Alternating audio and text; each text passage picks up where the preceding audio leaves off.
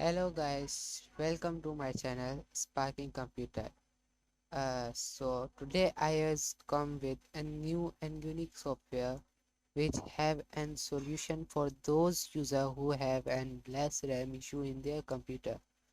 So as you can see that my computer also have less RAM. Yes, you can see here is installed memory RAM is 6.00 gigabytes. So I will check it task messenger, and as you can see here is lot of processing in here, lot of processing. This software was I am come, it will clear the all unwanted processing in the background of your computer and less usage of your RAM. As you can see here is here's my computer is using was 1.7 gigabyte RAM, and available RAM is 4.1 GB from 6.0 gigabyte. So this is the software which I was come. You can easily install it from this Google. Okay,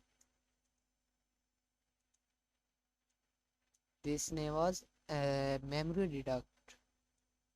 You can simply type here memory reduct. After typing here, there was lot of website which was providing this software. You simply click there and go and download it. After downloading it, it will open. Simply click on this software.